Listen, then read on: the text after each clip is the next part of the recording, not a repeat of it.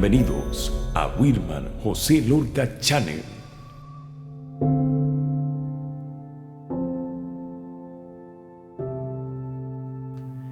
Estamos en una serie de estudios que habla acerca de la obra misionera, donde analizaremos las cualidades principales que destacan a la iglesia primitiva.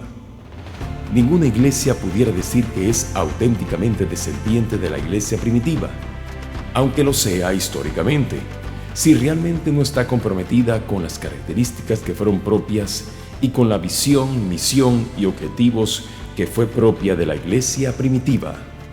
Disfrute de esta enseñanza en la voz del pastor y maestro Wilmar José Lorca. La obra misionera, y hemos resaltado el hecho de que es obra misionera. No es simplemente el hablar misionero, porque queremos que realmente la iglesia ejecute la obra y el llamado que Dios nos ha enviado a cumplir en esta tierra como iglesia misionera. Toda iglesia cristiana evangélica debería ser una iglesia misionera, porque Dios nos instituyó a fin de predicar este evangelio a toda criatura, a fin de llevar las buenas nuevas a toda criatura y a todas las culturas, o a todas las etnias, como realmente lo dice en el original, allá en Mateo 28:19. Bajo esa serie, la obra misionera, hemos desarrollado dos unidades. La primera unidad fue el evangelismo personal. Durante unos 4 meses examinamos lo que es el evangelismo personal, identificamos los diferentes grupos de personas que conseguimos en la comunidad y cuál debiera ser nuestro objetivo al tratar con ellos, qué textos usar, cuál es el argumento típico que ellos presentarían para rechazar o combatir el mensaje del evangelio y cuál debiera ser la respuesta y los textos que pudiera usar el evangelizador. Durante ese programa enseñamos también cómo evangelizar a los testigos de Jehová y cómo evangelizar a los católicos y cómo tener las herramientas para cumplir con esta gran comisión. Durante 4 meses estudiamos ese material. También lo estudiamos durante las células, no solamente a nivel de la escuela dominical, sino que también repasábamos a nivel de las células familiares. En la segunda unidad comenzamos estudiando el libro de los Hechos. La segunda unidad sigue siendo parte de la serie La obra misionera. En ese estudio del libro de los Hechos destacamos 4 razones por las que debemos estudiar el libro de los Hechos. En primer lugar, estudiamos el libro de los Hechos porque, en primer lugar, es un puente entre los evangelios y las epístolas. Para nosotros comprender mejor el mensaje de las epístolas, necesitamos entender lo que ocurrió en esa historia que nos relata el libro de los Hechos. La segunda razón por la que estudiamos el libro de los Hechos es porque ella nos ofrece una transición entre el judaísmo y el cristianismo, es decir, cómo se fusionó en la iglesia de Jesucristo el judaísmo y los gentiles, los judíos y los gentiles, conformando así la iglesia de Jesucristo, como se lo mostró el Señor al apóstol Pedro allá en el capítulo 10 del libro de los Hechos, donde él vio un lienzo donde bajaba y el mensaje tácito allí era que Dios quería unir en la iglesia de tanto de los judíos como de los gentiles, conformar su iglesia. El libro de los Hechos nos ofrece los elementos que nos permiten comprender este proceso de fusión y de formación de la iglesia de Jesucristo. En cuarto lugar, el libro de los Hechos nos ofrece la historia de la iglesia primitiva, es decir, de la historia de la iglesia cristiana en sus primeros años, la iglesia naciente. Y en quinto lugar, pudiéramos decir que estudiamos el libro de los Hechos, y es la razón por la que nos ocupa, y es la razón que nos ocupa en esta serie, es porque queremos tomar la iglesia primitiva como un modelo. Nosotros y muchas iglesias cristianas presumen descender de la iglesia primitiva, pero yo no puedo presumir descender de la iglesia primitiva si yo no reflejo en mi compromiso, en mi trabajo, las mismas características que fueron propias de la iglesia primitiva. ¿Qué queremos al estudiar el libro de los Hechos? Y es lo que yo quiero que usted haga cuando usted estudie, cuando usted lea, porque queremos que cada participante lea en su casa el libro de los Hechos en su totalidad, por lo menos 2 o 3 veces durante el desarrollo de este programa. hemos proyectado micropelículas o partes de la película basada en el libro de los Hechos, donde nos permite reflejar de lo que fue esa vida, ese desarrollo de esos primeros cristianos. Entonces, ¿qué queremos acá? Colocar la iglesia primitiva como un modelo, identificar esas cualidades características y usarlas como una plomada para ver si nosotros estamos construyendo y estamos definiendo nuestro trabajo parecido a la iglesia primitiva. De manera que estamos estudiando el libro de los Hechos con ese propósito. Ya vamos por el capítulo 5, ya llevamos varios estudios que se han desarrollado, algunos estudios en algunas clases. Hemos desarrollado un capítulo y algunos capítulos nos ha dado pie para 2 clases o 3 clases, según el caso, por causa del contenido del capítulo. Pero yo quiero ahorita hacer como un alto en estos 5 capítulos que venimos estudiando para recapitular qué hemos aprendido hasta ahora, qué hemos descubierto hasta ahora que caracterizó a la iglesia primitiva.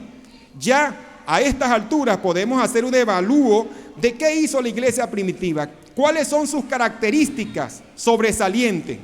Y pienso que estas características que ya hemos estudiado hasta ahora se mantienen constantes a lo largo del libro de los Hechos, y sí, se van a agregar otras, pero estas, pienso que si nosotros tuviéramos estas, ya pudiéramos decir definitivamente tenemos identidad y una relación no solo histórica, sino también de compromiso, de misión y visión con la iglesia primitiva.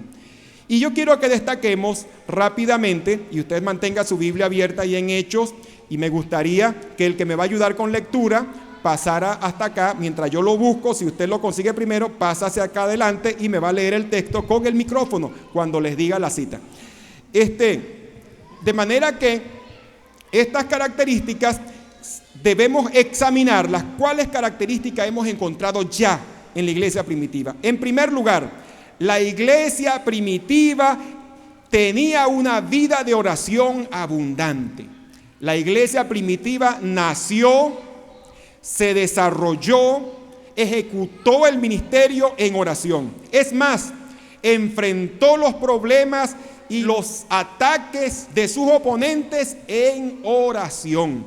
La iglesia primitiva, Hechos 1:14 y versículo 24, Hechos 1:14 y versículo 24, la iglesia primitiva era una iglesia que oraba.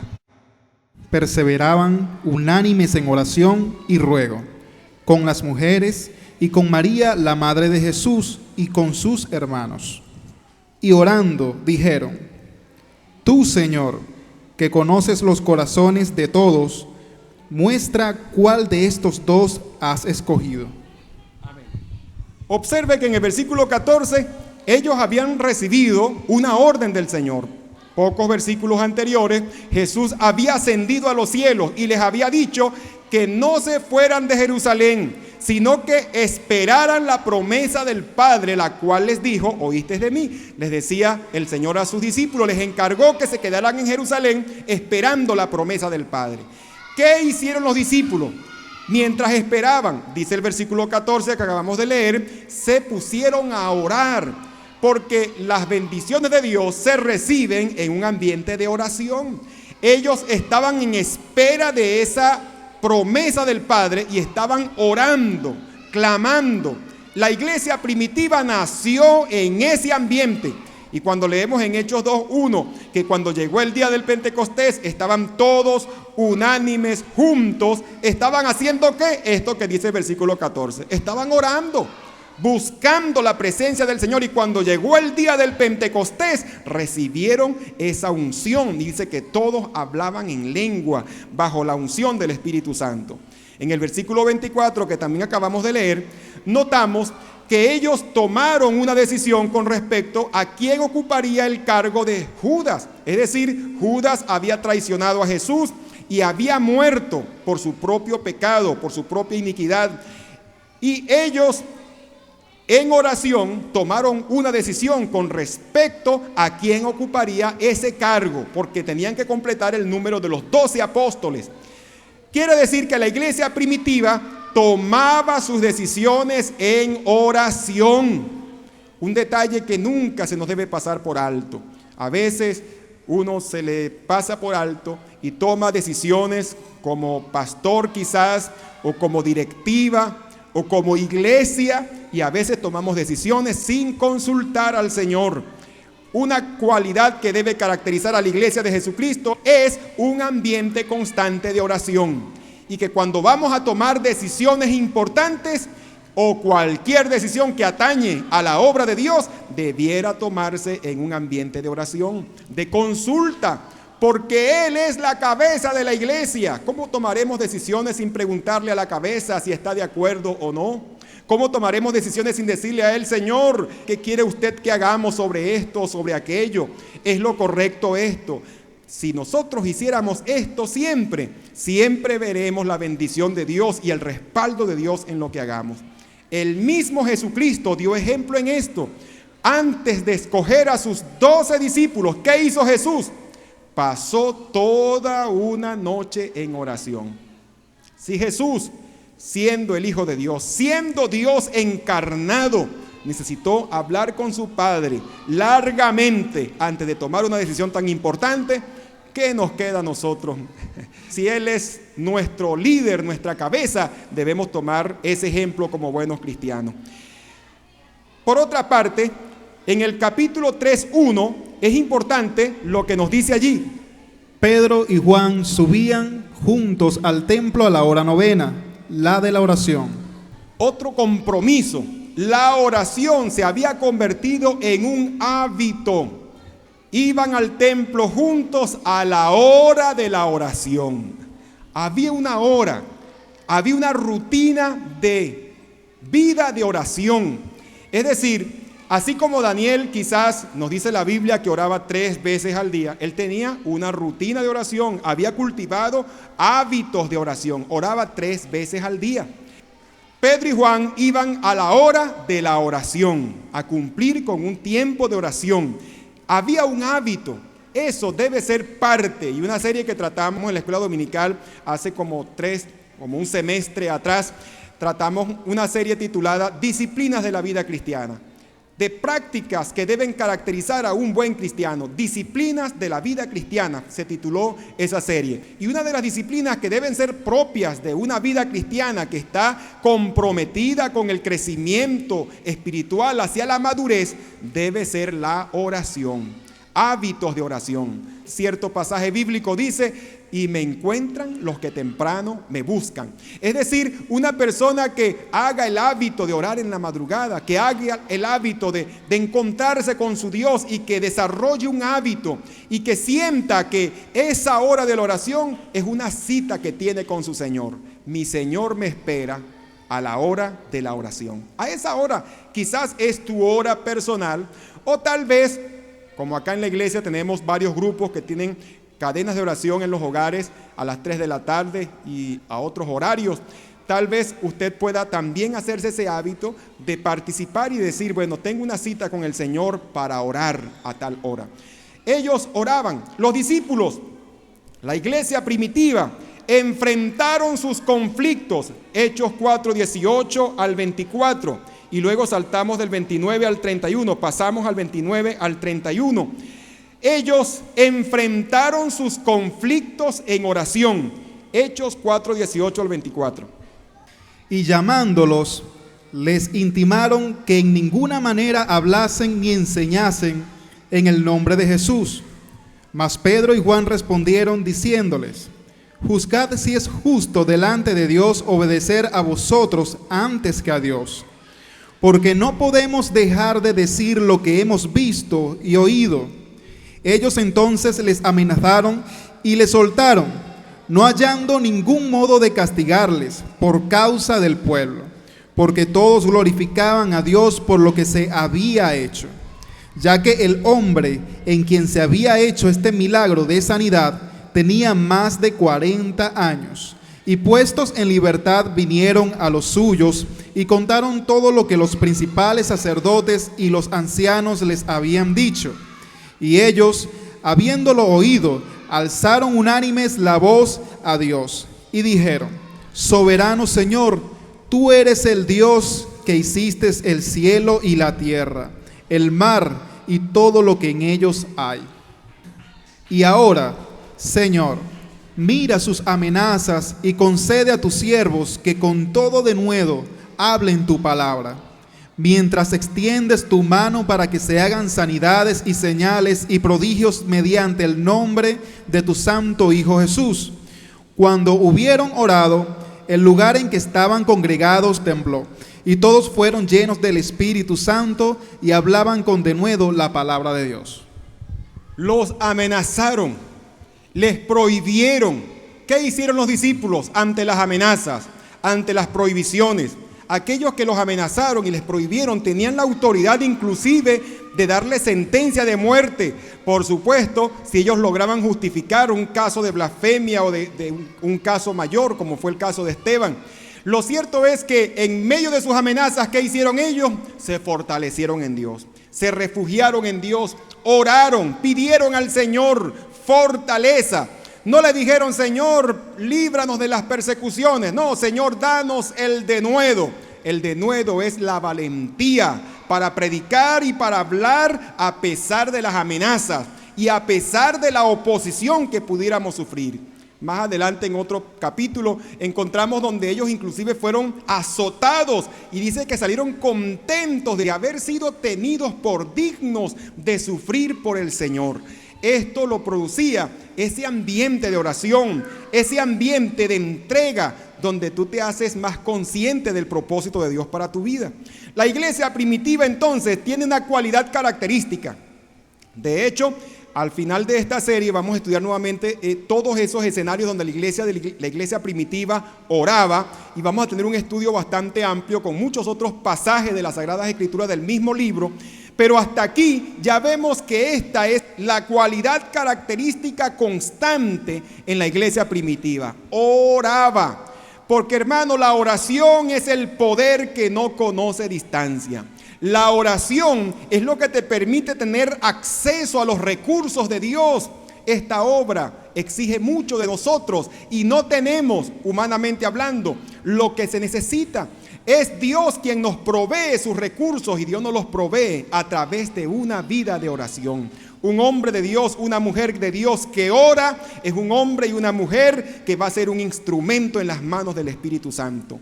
Alguien dijo que Daniel prefirió pasar una noche con los leones que perder un día de oración. Otro pensamiento cristiano, otro cristiano hizo este comentario y dijo: un día sin oración es un día sin bendición. Una vida sin oración es una vida sin poder. De manera que la oración es el arma más importante, más poderosa que un cristiano, que una iglesia pueda tomar. Y esta cualidad característica la reflejó la iglesia primitiva. Otra cualidad que caracterizó a la iglesia primitiva era que estaban unánimes, juntos. Es decir, practicaban el compañerismo. Dios quiere que nosotros aprendamos a cultivar un ambiente de compañerismo, de camaradería, de lealtad, de solidaridad, de respeto. Dios quiere que estemos juntos haciendo la obra de Dios, juntos apoyándonos simultáneamente, siendo amigos sinceros, no traicionándonos, no clavándonos un puñal por la espalda, no, defendiéndonos, protegiéndonos, amándonos. Esa serie de textos que encontramos en la Biblia: amaos unos a otros, perdonaos unos a otros, soportaos unos a otros, animaos unos a otros, no murmuréis los unos de los otros, sobrellevad los unos a los otros las cargas.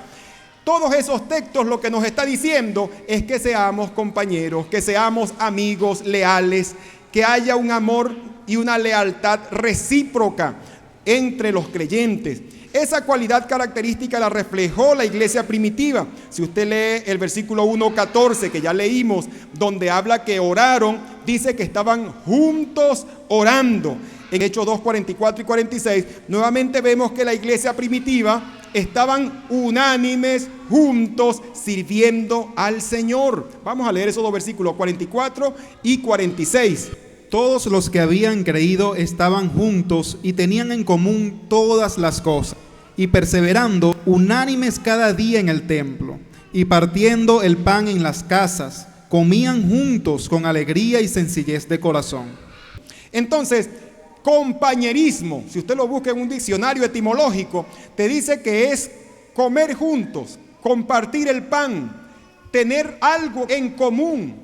De hecho, la palabra comunión, para que pueda existir comunión en una iglesia o comunión en una familia, la palabra comunión es una palabra compuesta, común, unión, es decir, cosas en común que nos unen, cosas en común que nos unen, comunión. De manera que Dios quiere que nosotros cultivemos un ambiente de camaradería, de compañerismo, de lealtad, de familia. Dios quiere que su iglesia entendamos que somos hermanos, que nos tratamos de hermanos porque reconocemos que somos hijos de Dios. Y algunos dicen, no, él es mi hermano en la fe y aquel es mi hermano de sangre. Nosotros somos hermanos en la fe, claro que sí, hermanos de sangre también, por la sangre que Cristo derramó por nosotros en la cruz del Calvario. Otra cualidad característica que observamos en la iglesia primitiva era que tenían un estudio constante y un sometimiento a las Sagradas Escrituras. Ellos estudiaban las Escrituras y se sometían a las Sagradas Escrituras. Observamos esta cualidad en muchos pasajes, pero en este caso quiero resaltar Hechos 1:16 al 20, donde ellos examinaron las Escrituras, lo que leían allá en el libro de los Salmos, y allí encontraron que en el libro de los Salmos profetizaba acerca de lo que Judas iba a hacer. Y en el texto, en el libro de los Salmos dice, y tome otro su oficio. Es decir, en el libro de los Salmos no solamente profetizaba lo que Judas haría al traicionar a Jesucristo, sino que también decía, y tome otro su oficio. De manera que las Escrituras decían que alguien debía reemplazar a Judas, que alguien debía ocupar el cargo de Judas. Y aquí en Hechos 1:16 al 20 aparece que los discípulos, encontrando, cuando hacen la exposición sobre que había que colocar a alguien en ese cargo, ellos examinaron las Escrituras y resaltaron ese hecho. Y entonces procedieron a orar para entonces colocar a alguien para que cumpliera ese trabajo. Es decir, estudiar las Escrituras y el entender que las Escrituras no es un libro meramente teórico, que las Escrituras tienen una repercusión en nuestra vida diaria, en nuestra realidad cristiana, en cómo trato a mi esposa, en cómo tratas a tu esposo, en cómo te comportas como obrero en la empresa, como profesional en la empresa, como profesor, como alumno, en donde estás trabajando. Es decir, tu desempeño, las Sagradas Escrituras definen una conducta, de manera que estudio las Escrituras no simplemente para saber más, estudio las Escrituras para vivir una vida que honra a Dios y que definitivamente sea un mensaje para aquellos que me miran, que aquellos que ven en mí la clase de vida cristiana. Es importante de que entienda, y hay muchos que no captan, que no han comprendido esto. El que estudia la Biblia para saber más, simplemente, como lo dice 1 Corintios 8:1, dice, el conocimiento envanece. Es decir, cuando sencillamente sabemos más, nos llenamos de arrogancia, de orgullo, porque sé más, entiendo más. Y entonces asumo una actitud de superioridad. Pero cuando estudio la Escritura para confrontar mi vida personal y para someterme al señorío de Cristo, porque quiero estar sometido al señorío de Cristo, y la estudio para vivir una vida que lo honra, porque el Padre busca verdaderos adoradores, como dice Juan 4:23 y 24, verdaderos adoradores que le adoren en espíritu y en verdad. De manera que ese debe ser el objetivo. Ahí hay dos cualidades implícitas: el estudio diligente de las Escrituras y una actitud por someterse al señorío de Cristo. Esa fue otra cualidad. Uno de los resultados de esa cualidad sería lo que vemos en Hechos 2:42. En Hechos 2:42 dice que perseveraban en la doctrina. Es decir, cuando los creyentes, cuando las iglesias muestran esta cualidad de estudiar diligentemente las Escrituras, que a nivel congregacional se estudia la Escritura y a nivel personal se estudia la Escritura, no simplemente para saber más, sino para vivir una vida digna a los ojos del Señor, sometidos al señorío de Cristo. Cuando eso ocurre, las iglesias perseveran en la doctrina. Tienen una inmunidad contra estos vientos de falsa doctrina. Para nadie es un secreto de que estamos en tiempos de apostasía, que muchos vientos de falsa doctrina están atacando a la iglesia de Jesucristo y que muchas iglesias han sucumbido ante esos vientos de falsa doctrina. Para nadie es un secreto de esta realidad. De hecho, la Biblia dice que esta será una de las señales de los últimos tiempos, según 1 Timoteo 4:1. Ahora, cuando las iglesias estudian las Escrituras, cuando se someten al señorío de Cristo a través de obedecer las Escrituras, entonces esto les sirve para protegerlos contra los vientos de falsa doctrina. Y perseveraban en la doctrina, dice Hechos 2:42, perseveraban en la doctrina. Es importante, y en Efesios 4:14 dice, para que ya no seamos niños fluctuantes, llevados por doquiera de todo viento de doctrina, por estratagema de hombres que para engañar emplean con astucia las artimañas del error. Una iglesia que estudia congregacionalmente e individualmente las Escrituras para vivir la vida cristiana es una iglesia que estará protegida contra los vientos de falsa doctrina. Dios les bendiga. Otra cualidad característica de la iglesia primitiva, cuarta, buscaban la llenura del Espíritu Santo. Ellos anhelaban la presencia de Dios en sus vidas. Ellos recibieron esa llenura cuando lo leemos allá en Hechos 2:1 al 4, pudiéramos decir. Ellos recibieron esa llenura del Espíritu Santo y recibieron esa investidura. Sin embargo, en otros pasajes más adelante del libro de los Hechos, en el 4:31, por ejemplo, nuevamente fueron llenos del Espíritu Santo. Volvieron a renovar esa llenura del Espíritu Santo en sus vidas. Y esa fue una constante. Ellos siempre entendían que necesitaban de Dios y que tenían que vivir la vida cristiana en dependencia de Dios. No eran autosuficientes. A veces los creyentes y los ministros muchas veces caemos en una especie de orgullo espiritual. Nos creemos suficientes, nos sentimos autosuficientes, tal vez porque tengo estudios teológicos, tal vez porque tengo experiencia, son tantos años caminando y haciendo este trabajo, tal vez porque tengo ciertas habilidades, ciertas capacidades profesionales, personales, desarrollamos cierta autosuficiencia. Los cristianos debemos vivir siempre en dependencia del Espíritu Santo de Dios. Juan 15:5, Jesús lo dijo claro, sin mí nada podéis hacer. Gálatas 2:20, ya no vivo yo, mas vive Cristo en mí, y lo que ahora vivo, lo vivo en la fe del Hijo de Dios. Filipenses 4:13, todo lo puedo en Cristo que me fortalece. 2 Corintios 3:5, nuestra competencia proviene de Dios. Es decir, debo vivir la vida cristiana en dependencia, en sometimiento al señorío de Cristo. Efesios 5:21 dice, fortaleceos en el Señor y en el poder de su fuerza. Es en Él, en su fortaleza, en sus recursos. Para quienes piensan que la vida cristiana es difícil, les digo que no, que se equivocan. La vida cristiana no es difícil. La vida cristiana es imposible. Nadie puede vivir la clase de vida que describe la Biblia, humanamente hablando.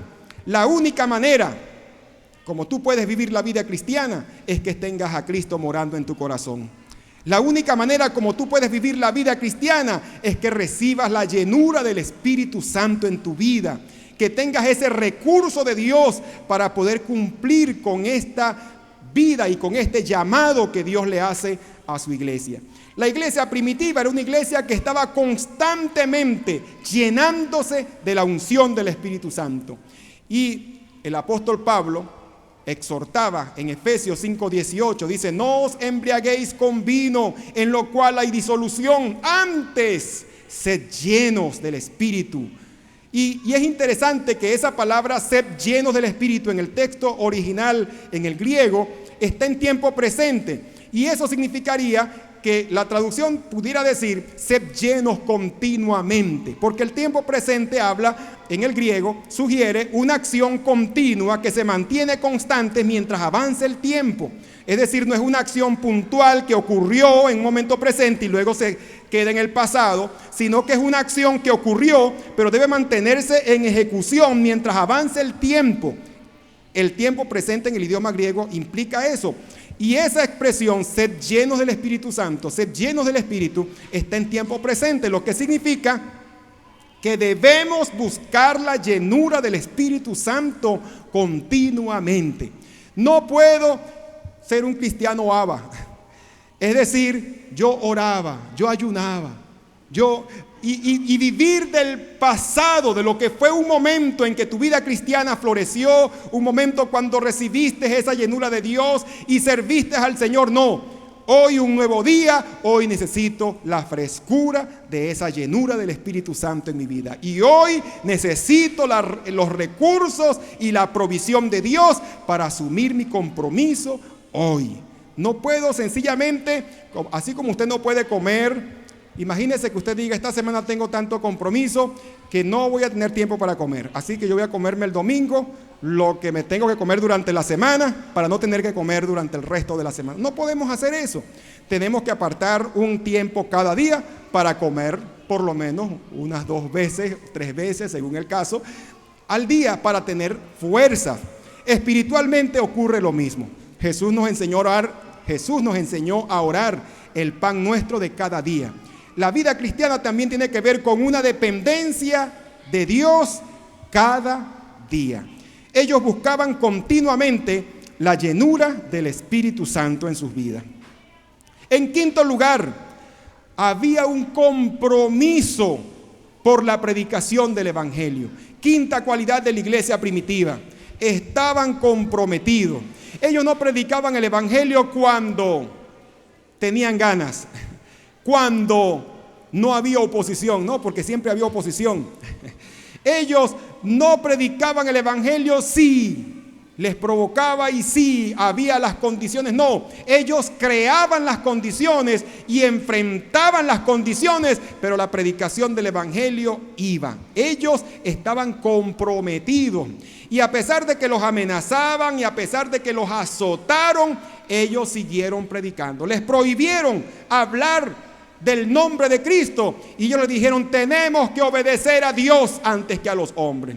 Y si tenemos que morir por esto, que así sea, pero tenemos que cumplir con este trabajo, con esta predicación.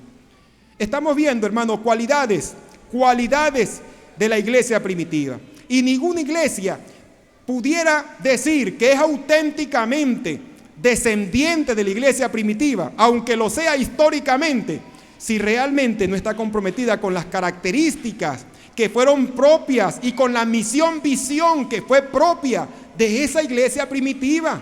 Sí, es verdad, estamos en un tiempo moderno, hay recursos modernos que podemos usar, hay medios de comunicación, medios de transporte, recursos que podemos usar y que la iglesia primitiva hubiese usado si hubiesen estado en su tiempo. Pero lo que es claro es que estas cualidades no son negociables, tienen que estar presentes en una iglesia de hoy que presuma ser la iglesia de Jesucristo. La oración abundante, congregacional e individual, el compañerismo, el estudio bíblico y el sometimiento al señorío de las Escrituras, buscar continuamente la llenura del Espíritu Santo, el compromiso por predicar este evangelio a toda criatura, debe ser una constante en la iglesia de Jesucristo. El apóstol Pablo nos dio un gran ejemplo con ello. Cuando leemos, por ejemplo, en Hechos 20:24, donde él decía que de ninguna cosa hago caso, ni aún estimo preciosa mi vida para mí mismo, con tal que acabe mi carrera con gozo, con tal que termine el ministerio de predicar el evangelio de la gracia de Dios. Él decía que si su vida corriera peligro por predicar este evangelio, es un poco precio, y es un precio que estoy dispuesto a pagar. Eso decía Pablo. Por eso digo siempre que nosotros no le llegamos ni por los tobillos a ese hombre de Dios.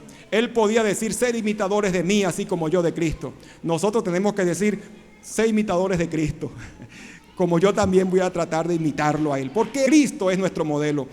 Pablo pudo decir esto porque de verdad tenía la talla espiritual para decir algo como esto. Pablo en muchas ocasiones mostró este compromiso. La iglesia primitiva mostró este compromiso. Hechos 2, leemos por ejemplo ese compromiso en la iglesia, Hechos 2, 36 al 38. Vemos a una iglesia, vamos a leerlo, Hechos 2, 36 al 38. Y luego pasamos al versículo 47. La iglesia primitiva mostró un compromiso con la predicación del evangelio. Sepa pues ciertísimamente toda la casa de Israel que a este Jesús a quien vosotros crucificasteis, Dios le ha hecho Señor y Cristo. Al oír esto, se compungieron de corazón y dijeron a Pedro y a los otros apóstoles: varones hermanos, ¿qué haremos? Pedro les dijo: arrepentíos y bautícese cada uno de vosotros en el nombre de Jesucristo para perdón de los pecados, y recibiréis el don del Espíritu Santo. Alabando a Dios y teniendo favor con todo el pueblo, y el Señor añadía cada día a la iglesia los que habían de ser salvos.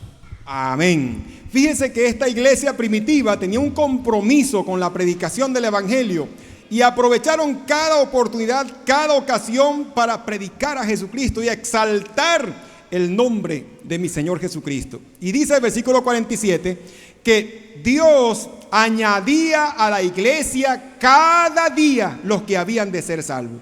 Es decir, la iglesia primitiva tenía por lo menos 365 convertidos al año.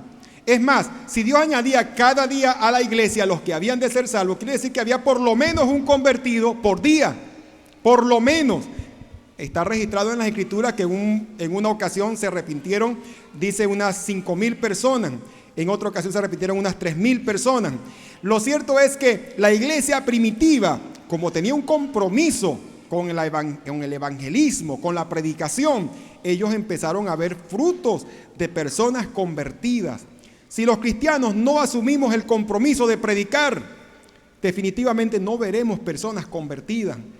Para un creyente, ya lo he dicho en otras ocasiones, para una iglesia que se centra solamente en la koinonía, solamente en el compartir, sin una misión, sin una pasión evangelística, esa koinonía se convierte en koinonitis, una enfermedad, porque la koinonía, la comunión, el compartir, somos amigos, pero con una misión, y esa misión involucra a un mundo que viaja en un barco que se hunde, un mundo que está en el Titanic y no lo sabe, un mundo que pronto estará bajo los juicios de Dios, lloverán sobre esta tierra. Y la iglesia de Jesucristo tiene la gran misión de advertir, de llegar en el barco salvavidas, acercarse al Titanic, subir al Titanic. Y dentro de ese barco hay muchas personas que están viviendo sus vidas, en la fantasía de su vida, en sus placeres, en sus orgías, en sus vicios. Y ellos no saben que en cuestión de tiempo el juicio de Dios lloverá sobre sus vidas. Pero su misión es la de sacudirlos, la de darles el mensaje, de hacerlos reaccionar y animarles a subirse al barco salvavidas que es Cristo Jesús. Esa es nuestra misión como iglesia. No podemos ser indiferentes, no podemos hacer como la anécdota que en alguna ocasión le conté de cierto hermano que fue a una ciudad y se hospedó en casa de un amigo durante 3 días. Y ese amigo, ya al tercer día, cuando el hermano se iba, le dice con decepción, le dice: yo pensaba, fulano, que tú eras mi amigo. Claro que soy tu amigo, le dice el hermano. ¿Y por qué lo pones en duda? Porque tengo entendido que ustedes los cristianos creen que existe un infierno. Claro que sí, la Biblia dice que existe un infierno. Y tengo entendido que ustedes predican que el que no se arrepiente de sus pecados y acepta a Jesús como Salvador personal, al morir irá a ese lugar. Sí, eso lo dice la Biblia. Y yo no puedo creer cómo tú te llames mi amigo y hayas estado 3 días en mi casa creyendo, sabiendo esas cosas, y tú no me hayas dicho ni una palabra para advertirme, para librarme de ese lugar. ¿Cómo puedes llamarte mi amigo? Yo estaba preparado porque yo dije: mi amigo va a estar en mi casa 3 días y me va a hablar de esto. Y yo estaba preparado para cuando tú me hablaras de esto. Pero en 3 días ya te vas y ya está claro que no me vas a decir nada. Entonces, con decepción le dijo: yo pensaba que tú eras mi amigo. ¿Cómo puedo llamarme yo amigo si yo sé, hermano, y lo creemos? Si usted sabe, por decir algo, que al cruzar la esquina hay unos delincuentes atracando a todo el que pase, y usted ve que un amigo suyo va directo a ese callejón, y usted lo sabe y no le advierte, ¿puedes llamarte tú amigo de esa persona? Definitivamente no. Con amigos así, dicen por allí, con amigos así, ¿para qué se necesitan enemigos, verdad? Este mundo viaja en un barco que se hunde. Cada ser humano un día estará de pie ante el juez de toda la tierra, y el juez de toda la tierra hará lo que es justo. Cada persona será juzgada por sus obras. Y lo más importante, cada persona será juzgada por la decisión que tomó acerca de Jesucristo. Si acepté al Salvador, mis pecados serán perdonados. Si lo rechacé, he rechazado lo único que podía salvarme. La misión de la iglesia es hacer del conocimiento a toda criatura de este mensaje. Crean o dejen de creer. No es mi responsabilidad si creen.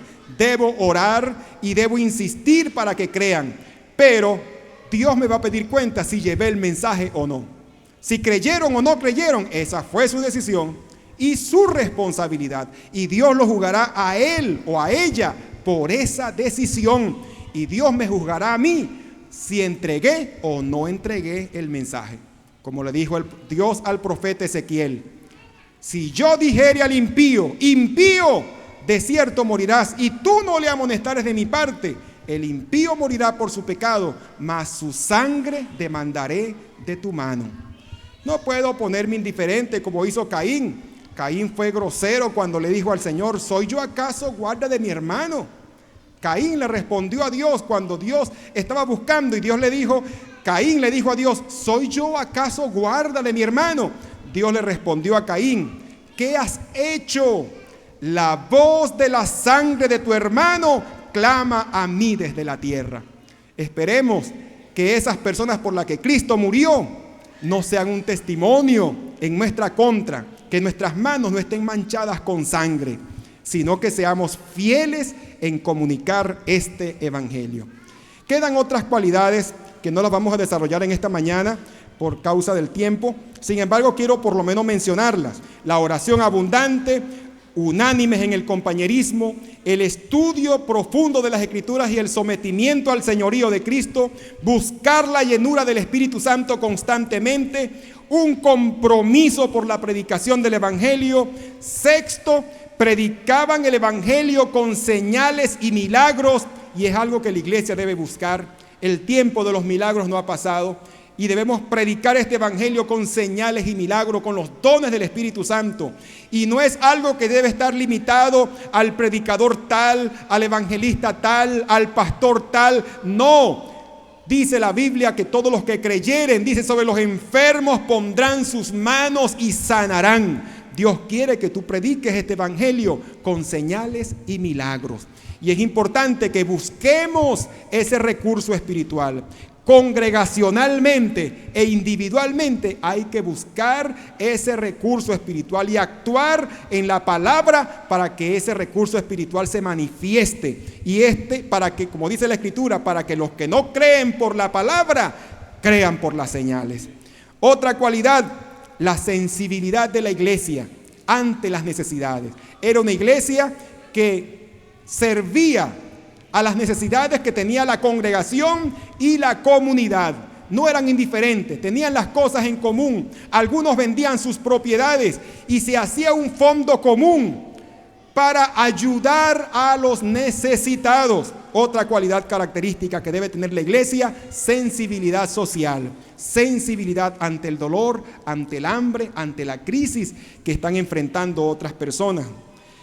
Una octava cualidad era que eran diligentes en congregarse. En cuanto a la sensibilidad social, pudiéramos agregar allí el texto Hechos 2:44 al 45. Y en cuanto al congregarse, fíjese, Hechos 2:46 al 47 y el 5:42 del libro de los Hechos, dice que perseveraban en el templo y por las casas. Eran diligentes en congregarse. En Hebreos 10:25 dice: no dejando de congregarnos como algunos tienen por costumbre, y cuanto más cuando veis que aquel día se acerca. Cada cristiano debe ser diligente en congregarse. Y al igual que como oró el salmista, una cosa he demandado a Jehová, esta buscaré, que esté todos los días en la casa del Señor, para contemplar la hermosura, para inquirir en su templo. Cada cristiano debe tener ese mismo compromiso. Pedirle al Señor, Señor, que yo cada día pueda estar en tu casa. Que yo en mi corazón sienta el deseo y el anhelo, y aun cuando no siente el anhelo y el deseo, yo pueda estar en tu casa. Estas cualidades características que hemos examinado hasta ahora, y la novena, bueno, exaltaban a Cristo, minimizándose ellos inclusive. Ya por lo menos las mencionamos, las 9 que traía para esta mañana, y que pienso que son las 9 que más sobresalieron en estos 5 capítulos que venimos estudiando. Cuando digo que exaltaban a Cristo, era que la iglesia y los apóstoles, todo lo que hacía, tenía el propósito de exaltar a Cristo. Es decir, no buscaban una gloria personal, no buscaban reconocimiento. Hoy día, recuerdo una palabra que estaba hablando con el viceministro, el general Pérez Urdaneta, y estábamos conversando sobre esto, y él me decía, pastor, ¿cuál es el título más grande que pueda tener un ministro? El de pastor, el de apóstol, el de profeta. Y yo le decía, mire, el título más grande que puede tener un ministro es el de siervo, el de siervo. Porque si no entendemos que el ministerio es servir, si no entendemos que el ministerio es lavar los pies a nuestros hermanos, como lo dijo Jesucristo en Juan 13, si yo siendo vuestro maestro les he lavado los pies, les he servido con humildad, vosotros, ¿cuánto más vosotros debéis hacer lo mismo? Hoy día ya a muchos se les queda pequeño, pastor, quieren ser apóstoles. Ya a algunos, ya apóstoles se les queda pequeño, quieren ser arcángeles, deidades. Y es importante que entendamos que lo más grande que debemos nosotros como ministros es ser siervos, ser siervos.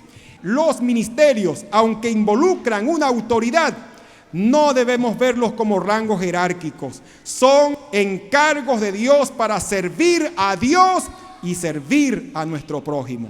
Ese debe ser. El mismo Cristo dijo, los gobernantes de las tierras se enseñorean de los hombres, pero entre ustedes no será así, sino el que sea el mayor será vuestro servidor. Como lo dijo el mismo Cristo en Hechos 20:28, porque el Hijo del Hombre no vino para ser servido, sino para servir y para dar su vida en rescate por muchos. Si hay algo que debemos entender, es que cada cristiano debe cultivar ese ambiente, esa actitud de servicio. Es más, aquí específicamente el texto a que me quiero referir en cuanto a que exaltaban a Cristo, Hechos 3:12 al 16, dice que la gente veía a aquel hombre que Jesús había sanado. Pedro había orado por él, le dijo, no tengo oro ni plata, más de lo que tengo te doy, en el nombre de Jesús levántate y anda. Y dice que las personas tenían los ojos clavados, como quien dice, en aquel hombre y en los apóstoles. Y ellos dijeron, ¿por qué nos miran a nosotros? Como que si nosotros hubiésemos sanado a este hombre, o como que si por nuestra misericordia o por nuestro poder. No, nosotros no. Jesús. Ellos proyectaban toda la gloria, toda la honra a Jesús. Nosotros solo somos siervos, solo debemos ser servidores. Debo que mi trabajo, que mi ministerio no sea para exhibirme, para sobresalir. Mientras más pueda pasar yo inadvertido y quede Él en el centro, mientras yo me pueda poner a un lado y Él quede en el centro y reciba Él toda la gloria, entonces seré el instrumento que Dios quiere que sea. Dice allí en las Sagradas Escrituras que si Jesús fuese levantado, entonces Él atraerá a todos a sí mismo. Es decir, mi trabajo como ministro es levantar a Cristo para que entonces las personas vengan a Él y lo adoren a Él. Pero si yo los atraigo a mí y desarrollan veneración es por mí, entonces puedo ser acusado de robarle la gloria al Señor, y Él no comparte su gloria con nadie. La gloria siempre debe ser solo para nuestro Señor Jesucristo. Siempre recuerdo la predicación que cierto evangelista dijo en alguna ocasión. Dice que cuando el burrito, el asna, el pollino de asna entró a Jerusalén con Jesús montado encima, el pollino se sentía grande, porque cuando él llegó al granero, Y le contaba, según decía el predicador, a modo de caricatura, pudiéramos decir, él le decía a los demás animales del granero: no se dieron cuenta cuando entré a Jerusalén, me echaban las palmas delante y todos decían y todos aplaudían y todos emocionados. Y entonces uno de los animales del granero: burro, no seas tan burro, no era por ti, era por el que llevabas montado arriba. Él se estaba agarrando la gloria. Y muchas veces, ¿a cuánto nos ocurre así? Que no nos damos cuenta que es su gracia sobre nosotros, que es por lo que Él está haciendo en nosotros y a través de nosotros que están ocurriendo las cosas. Que no nos agarremos la gloria para nosotros, que la gloria en la iglesia, en nuestro hogar, en nuestra vida, siempre sea para Jesucristo. Dios les bendiga. En esta serie de estudios venimos hablando sobre la iglesia primitiva y esas cualidades características. Y es importante que todo hombre entienda que un día, y esto va para con los amigos que nos visitan en esta mañana, que un día todos estaremos frente al tribunal de Cristo y todos tendremos que responder una pregunta. Recuerden, cuando Jesús fue crucificado, Poncio Pilato hizo una pregunta. Él dijo: ¿qué pues haré de Jesús llamado el Cristo? Esa es la gran pregunta. Y todo ser humano que ha vivido, que vive y que exista sobre esta tierra tendrá que responder esa pregunta. ¿Qué pues haré de Jesús llamado el Cristo? Poncio Pilato tomó su decisión. Y cada ser humano, yo tomé mi decisión. ¿Qué pues haré de Jesús llamado el Cristo? Un 4 de septiembre de 1978, acepté a Jesús llamado el Cristo como mi único y suficiente Salvador. Y un día, cuando esté parado frente al tribunal de Cristo, le escucharé decir: bien, buen siervo y fiel, en lo poco me fuiste fiel, en lo mucho te pondré. Bendito sea el nombre de Jesús. Muchos otros han pospuesto, han dado una respuesta negativa a esa pregunta.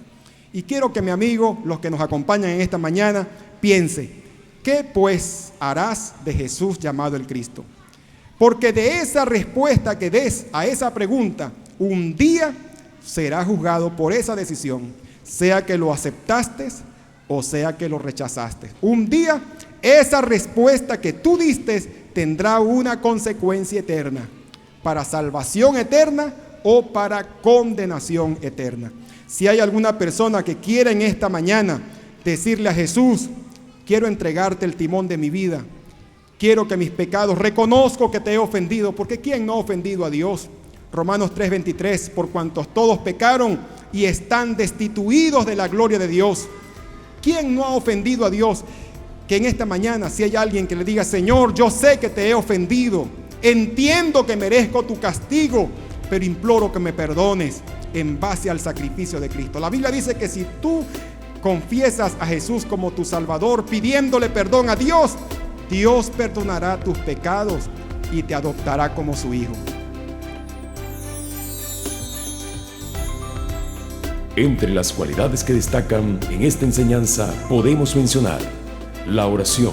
La iglesia primitiva tenía una vida de oración abundante, unánimes, estaban juntos, es decir, practicaban el compañerismo, estudio y sometimiento constante a las Sagradas Escrituras, buscaban la llenura del Espíritu Santo, había un compromiso por la predicación del Evangelio, predicaban el Evangelio con señales y milagros, la sensibilidad de la iglesia, diligentes en congregarse.